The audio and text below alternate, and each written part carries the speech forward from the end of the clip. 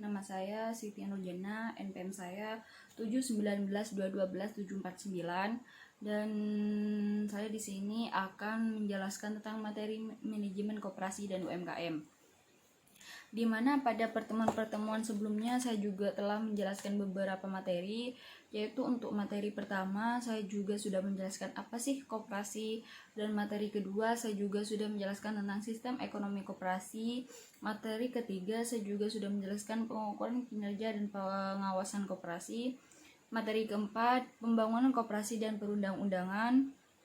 Materi kelima, hubungan koperasi dengan pasar dan kewirakoperasian. Materi keenam, tugas dan syarat kewirakoperasian. Dan pada materi ketujuh atau materi minggu lalu, saya itu sedang mengerjakan ujian tengah semester yaitu UTS. Dan pada materi sekarang saya akan menjelaskan KUD, di mana KUD itu adalah koperasi unit desa.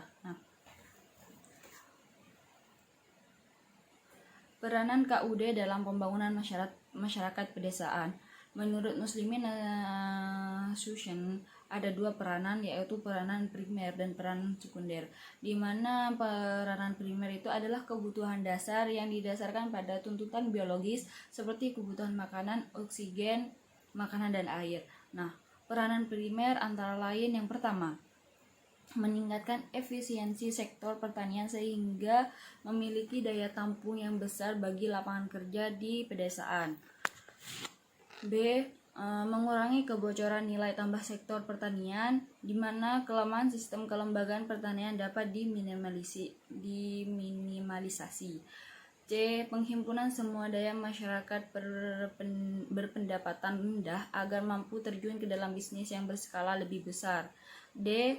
Memberi jaminan terhadap resiko yang dihadapi oleh anggota masyarakat berpendapatan rendah. Untuk peranan sekunder pada umumnya bersifat psikologis, seperti kebutuhan akan pengasuhan, kemandirian, dan pencapaian.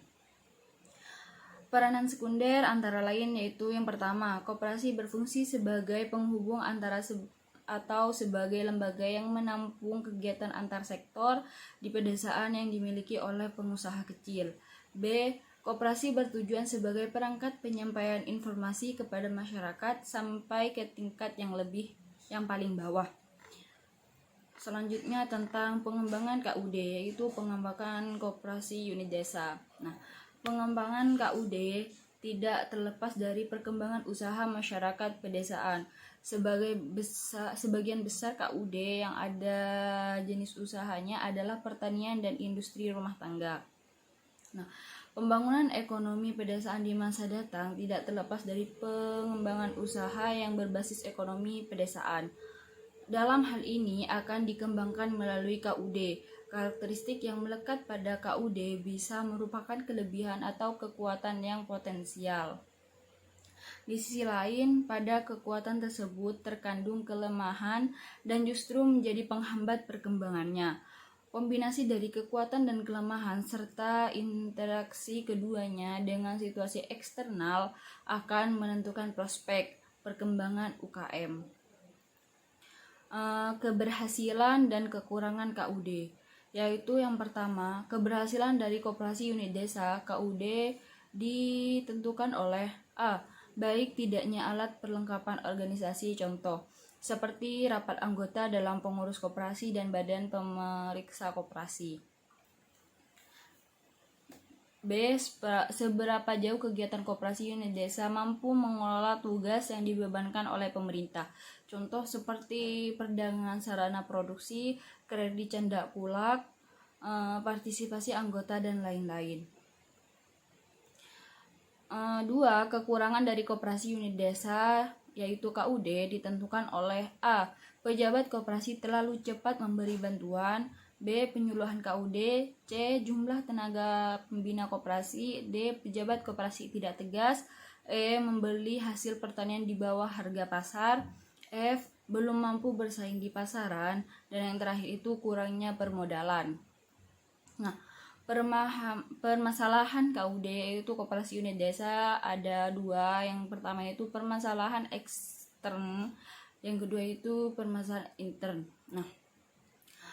Permasalahan ekstern itu satu, masyarakat belum mampu sepenuhnya diyakini bahwa koperasi merupakan sarana yang efektif dalam mengatasi kelemahan ekonomis dan dalam meningkatkan kesejahteraannya. Dua, belum adanya rencana induk pengembangan koperasi yang terpadu.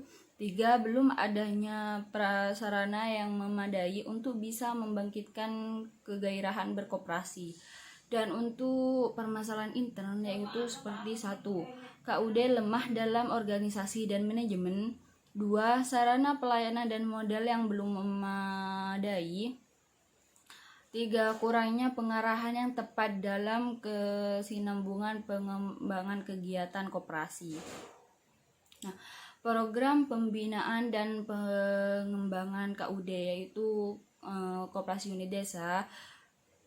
Tugas utama BUUD adalah untuk membantu para petani produsen dalam mengatasi masalah proses produksi, yaitu termasuk kredit dan ketentuan bagi hasil, penyediaan sarana produksi, serta pengolahan dan pemasaran hasil produksi.